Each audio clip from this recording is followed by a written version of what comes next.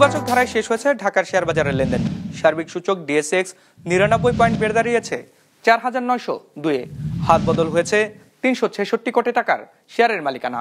লেনদেনে অংশ নেওয়া প্রতিষ্ঠানগুলোর মধ্যে দর বেড়েছে 377টির, কমেছে 10টির, আর অপরিবর্তিত রয়েছে 60টির দর। এবার বাজার নিয়ে বিশ্লেষণ শুনবো অ্যালায়েন্স ক্যাপিটাল অ্যাসেট ম্যানেজমেন্টের। আজকে লাস্ট ডে অফ দ্য উইকে মার্কেট নিউট্রাল সেন্টিমেন্টে ক্লোজ হয়েছে।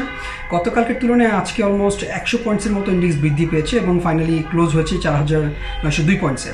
তবে আমরা যদি পুরো সপ্তাহের দিকে খেয়াল করি তাহলে দেখব যে এই উইকের ওপেনিং ইন্ডেক্স ছিল 4918 এবং তা প্রায় 16 পয়েন্টসের মতো কমে এখন ফাইনালি ক্লোজ হয়েছে 4902 পয়েন্টসে।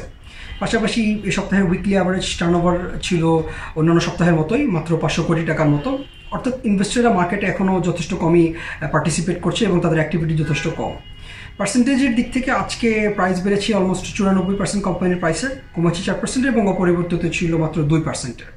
সেক্টরের দিকে যদি আমরা খেয়াল করি তাহলে দেখব যে আজকে সবচেয়ে বেশি লেনদেন হচ্ছে ব্যাংকিং সেক্টরে, followed by food and allied sector এবং মিউচুয়াল ফান্ড সেক্টর। ফাইনালি আজকে ইন্ডেক্সে সবচেয়ে বেশি পজিটিভলি কন্ট্রিবিউট করেছে ওয়ালটন এবং সবচেয়ে বেশি নেগেটিভলি কন্ট্রিবিউট করেছে সোশ্যাল ইসলামী ব্যাংক।